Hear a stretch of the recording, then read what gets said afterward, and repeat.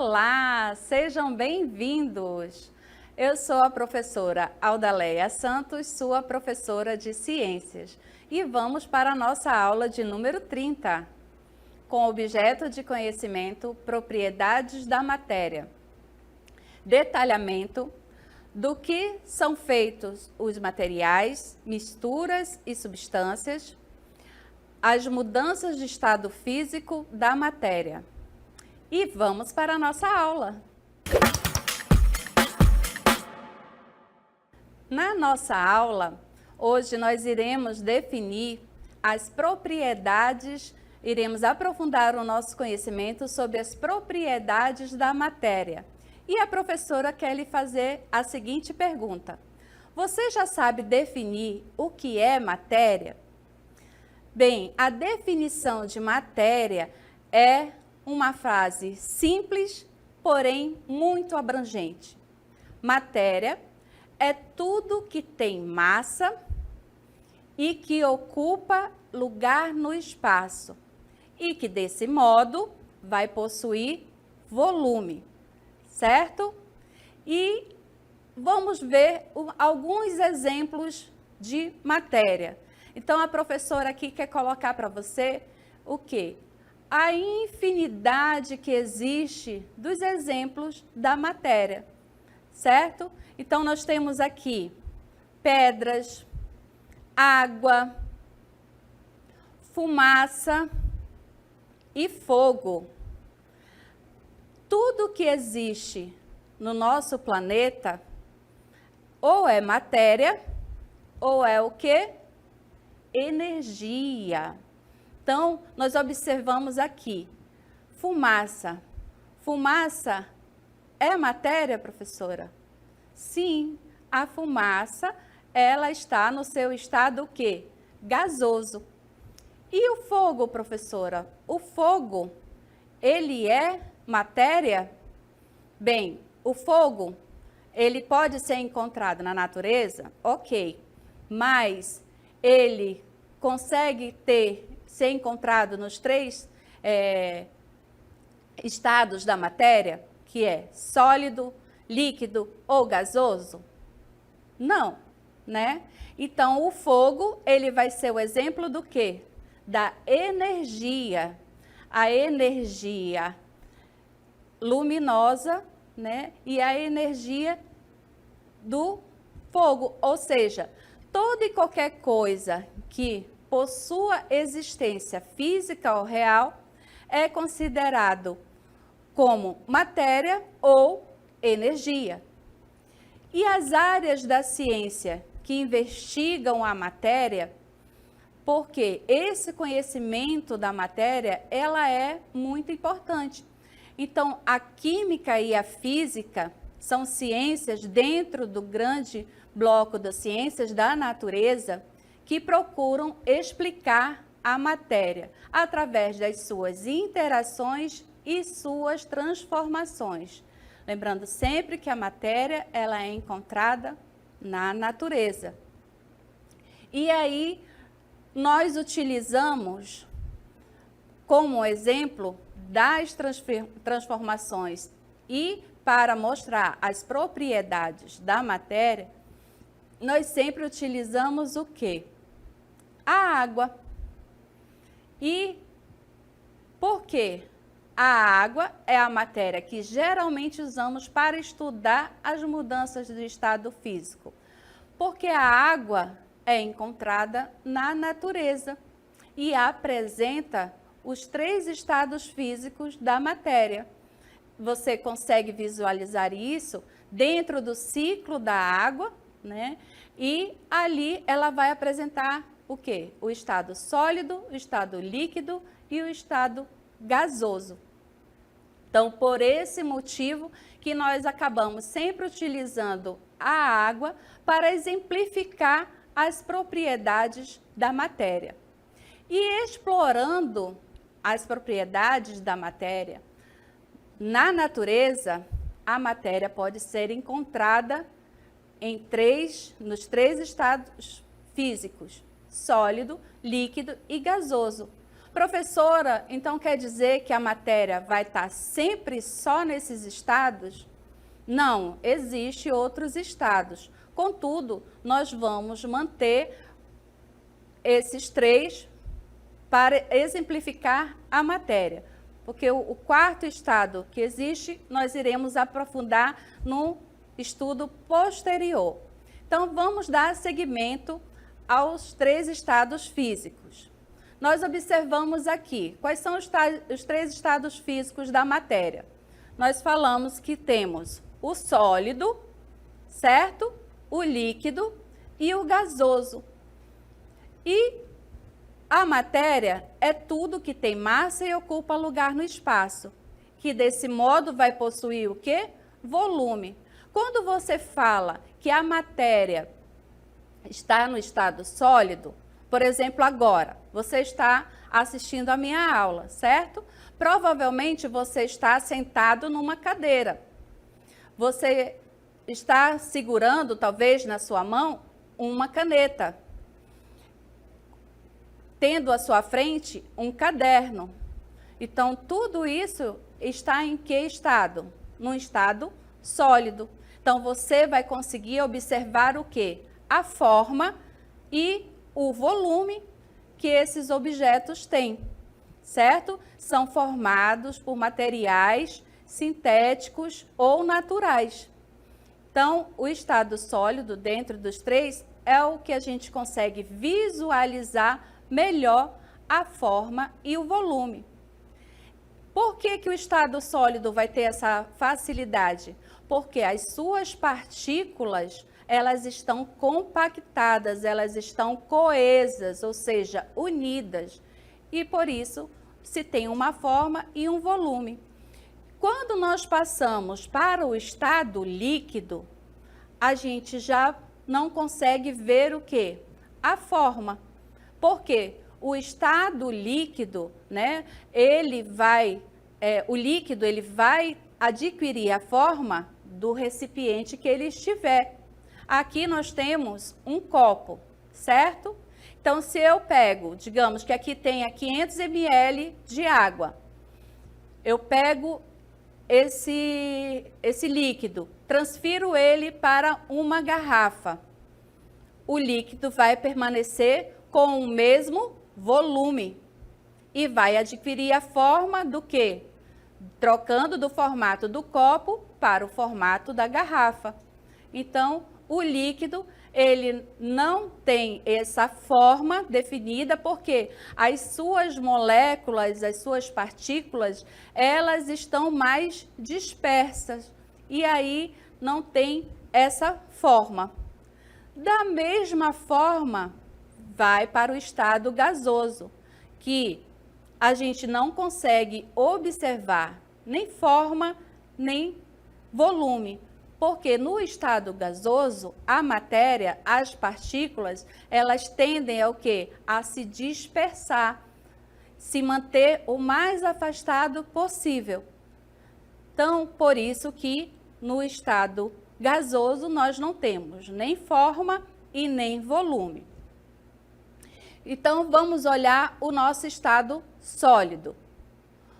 O estado sólido, ele é caracterizado pela força de atração que é forte, que faz com que as partículas, lembrando que partículas nós estamos nos referindo a átomos ou moléculas dos sólidos, estejam muito próximas e que possuam pouca movimentação, estejam muito organizadas. Então, aqui, olha, nós temos um exemplo do quê? Da água no seu estado sólido, um cubo de gelo, correto? Então, as moléculas estão muito unidas e com pouco movimento.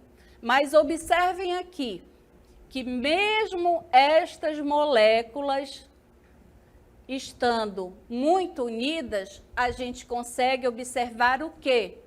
Que ainda há espaços entre elas, certo? Guardem essa imagem, essa informação que a gente vai precisar dela um pouco mais para frente. Então, no estado sólido, qual é a característica? É a força de atração dentro do quê? Dentro das moléculas ou partículas que compõem esse sólido, certo? E ali, o sólido, ele é o estado mais fácil de nós identificarmos. Como eu falei, é mais fácil de você olhar para o lado e identificar ali os objetos que estão ali circundando dentro do estado sólido. Nós temos a nossa casa, a nossa cama, né, uma caneta que você segura, a sua roupa. Então, isso tudo está no estado sólido. E no estado líquido, que é o nosso próximo, as partículas, que são os nossos átomos e moléculas, que formam a matéria, apresentam um menor nível de organização. Então, a gente já observa o quê? Que já no estado líquido, as nossas moléculas já contêm o quê? Um distanciamento, né? A gente já observa aqui, ó, um espaço maior entre uma molécula e outra. Então, essas partículas, elas ficam mais afastadas pela força de atração mais fraca, de forma variável e volume constante. Aí observem que, diferentemente do estado sólido, né, a forma no estado líquido, ela é o quê? Variável. Vai variar conforme o seu recipiente. Se eu tirar desse recipiente aqui, colocar numa bacia, o volume vai permanecer constante, mas aí o formato do líquido vai adquirir o formato da bacia. No estado gasoso, nós temos o quê? As partículas, átomos e moléculas. A professora está frisando bem para que você consolide esse aprendizado, que matéria é formada por átomos e moléculas que formam a matéria, não apresentam organização. Então, as partículas no estado gasoso, como eu disse, elas tendem ao quê? A se manterem afastadas, porque a força de atração entre elas é fraca. Então, deixa eu trocar essa cor aqui. A força de atração nela é fraca. Então, ele vai apresentar o quê? Forma e volume variável. Contudo, o nosso estado gasoso, essa dispersão, por exemplo, você está na sala e aí você esqueceu o seu gás aberto. Na sala, você vai conseguir perceber pelo seu olfato o cheiro, né, do gás de cozinha, ou seja, as partículas se dispersaram do ambiente da cozinha até a sua sala, por esse movimento da dispersão das partículas, e ali você vai perceber. Então, por isso que o estado gasoso, ele tem esse estado da matéria, de importância, né? E as mudanças de estado da matéria, atenção, para que haja mudança de estado, não é necessário variar os dois fatores. Geralmente, o fator que varia é a temperatura. Ou seja, quando a gente olha as mudanças para ocorrer do estado sólido para o líquido, do líquido para o gasoso, o fator que varia, na grande maioria das vezes, é a temperatura. Vamos observar aqui.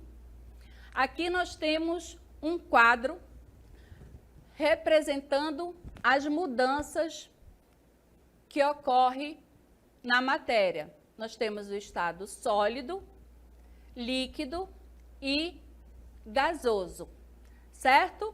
Para mudar do sólido para o líquido, nós temos a fusão. Do líquido para o gás, nós temos a vaporização, formação de vapor.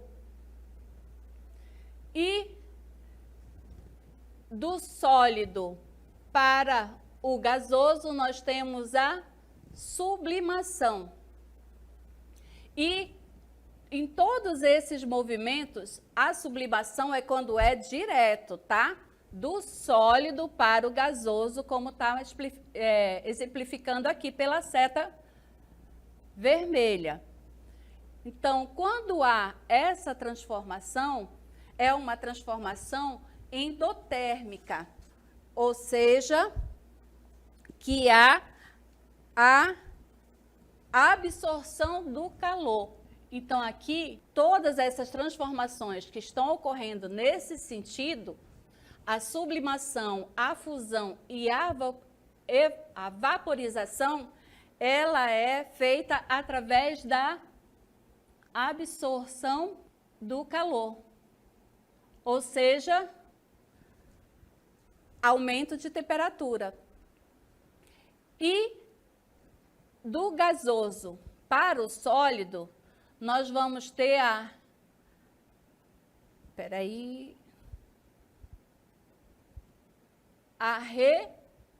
ressublimação, que é o movimento também direto do gasoso para o sólido, contando que todos os que estão aqui nesse sentido, a liquefação, que é do estado gasoso para o estado líquido, e a solidificação, que é do estado líquido para o estado sólido, será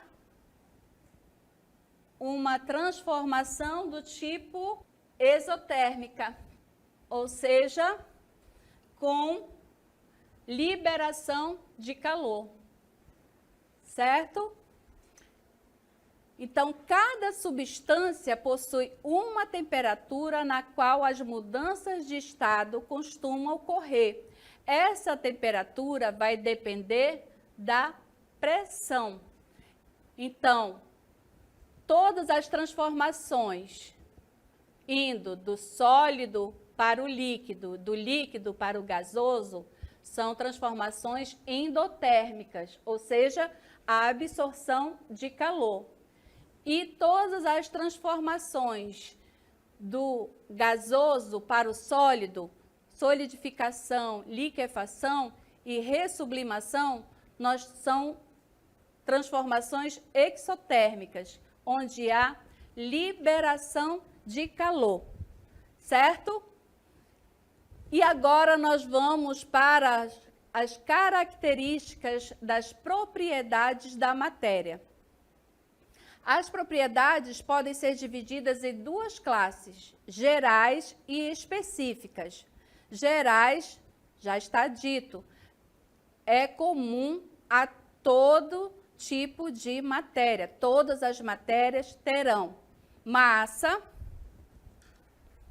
que é a quantidade de matéria que o corpo possui, representado por quilograma, e volume, que é a quantidade de espaço ocupado por um corpo material, representado ali pelo litro.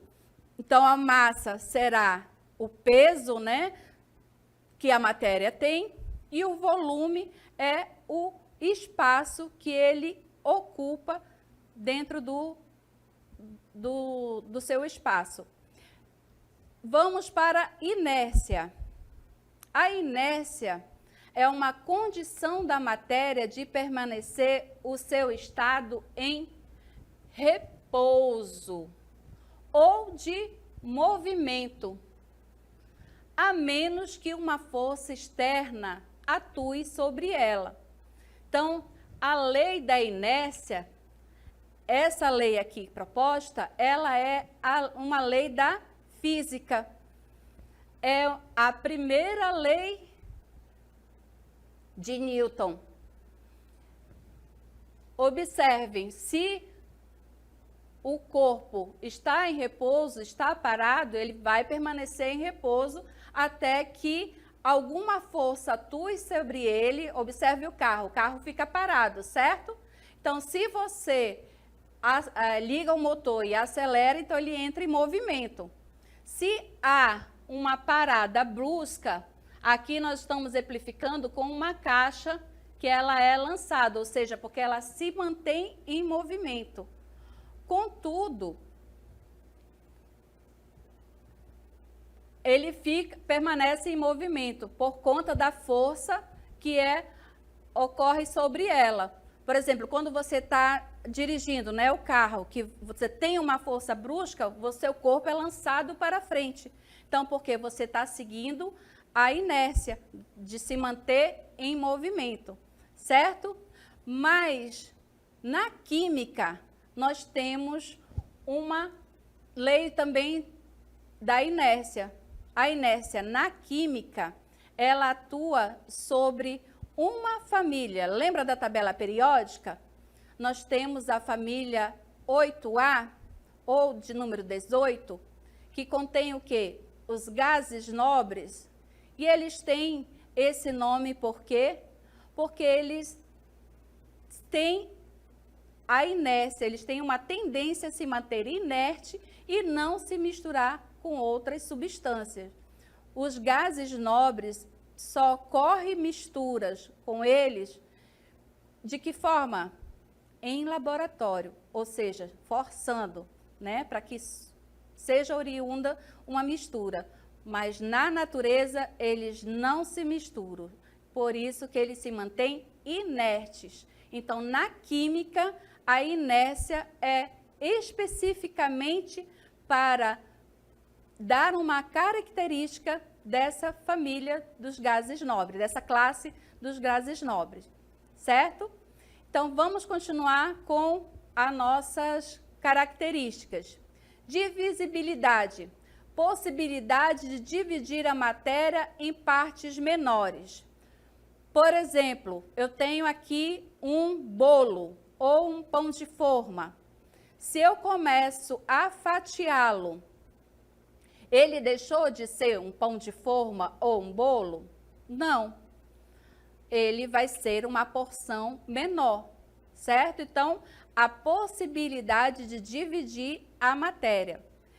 Descontinuidade, espaço que existe entre as moléculas da matéria. Lembra lá quando a gente estava olhando o estado sólido, que eu disse que as moléculas estavam unidas, mas a gente observava que tinha espaço entre elas?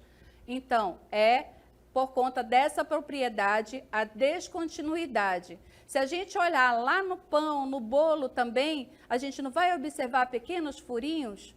Então, porque existe espaço entre as moléculas da matéria. Impenetrabilidade. O que é essa característica, professora? É que não se pode ter no mesmo lugar, no espaço ocupado por dois corpos diferentes. Por exemplo, você tem um copo d'água. Está ali o seu copo d'água na frente. Aí você pega uma pedra e joga dentro desse copo. Dependendo de onde estiver, a tendência vai ser o quê? O copo transbordar, né? Porque o volume da pedra vai aumentar o volume da água. Então, dois corpos não ocupam o mesmo espaço. Outra característica, a elasticidade, capacidade de contração e extensão do volume de uma determinada matéria. Uma mola, você pega a mola, estica a mola lá do seu amortecedor, quando o impacto do carro na rua, ela tem o quê? Ela vai diminuir, mas ela volta para o seu estado natural. Então, essa elasticidade é a capacidade de contração e extensão do volume de uma determinada matéria e ela voltar para o seu volume original. Indestrutibilidade. A matéria não pode ser criada ou destruída, apenas transformada. A matéria, ela não pode ser criada ou destruída, por isso que essa característica é muito importante, a indestrutibilidade da matéria. E, dando seguimento, nós temos o que são os materiais, substâncias e misturas. Lembrando que substâncias são compostos de um ou dois elementos químicos. E as misturas e as substâncias puras são classificadas como simples ou compostas. E as misturas são classificadas como homogêneas e heterogêneas. Em laboratório, é comum a prática de se misturar substâncias puras. Contudo, na natureza, é mais difícil de encontrar essas substâncias puras. Geralmente, elas estão associadas a outros elementos. Então, substâncias simples são formadas por apenas um elemento químico, já que tem dois ou mais elementos na composição, passa a ser o quê? Substâncias compostas. Vamos observar. Aqui nós temos o gás oxigênio, que é uma substância simples, porque só é composto por átomos de oxigênio. Já aqui nós temos o gás carbônico. O gás carbônico já é uma substância composta, onde nós vamos ter o carbono e duas moléculas de oxigênio, certo? Substância simples, eu vou ter apenas um átomo, um elemento. Substâncias compostas, eu vou ter dois elementos, dois átomos, certo? E misturas. As misturas correspondem à junção de duas ou mais substâncias puras, que são chamadas de componentes. Nós temos as misturas heterogêneas, toda palavra que significa, que começa com hétero, significa o quê? Diferente. Então, aqui nós temos uma mistura de água e óleo, e para essa mistura ela ser heterogênea, significa que eu consigo olhar e distinguir duas fases, no mínimo. Se eu colocasse areia aqui no fundo, seria também uma mistura heterogênea. E a mistura homogênea, homo significa igual, eu não consigo, a olho nu, distinguir o quê? A água e o sal, certo? Então, aqui, para consolidar, misturas heterogêneas, eu vou ter a distinção de fases, de densidades dos meus solutos, e na mistura homogênea eu não consigo fazer essa distinção. E agora nós vamos fazer um resumo sobre as propriedades da matéria. As propriedades da matéria são um conjunto de características que definem porções diferentes da matéria, considerando suas especificidades. As propriedades da matéria são divididas em propriedades gerais e específicas. As propriedades gerais são comuns a todos os corpos materiais. Massa, volume e inércia são exemplos das propriedades gerais. E as propriedades específicas são únicas para uma substância ou um grupo e permitem a diferenciação entre diferentes substâncias, pois dependem da composição química. Essa foi a nossa aula sobre propriedades da matéria. Espero que vocês tenham gostado e até a nossa próxima aula.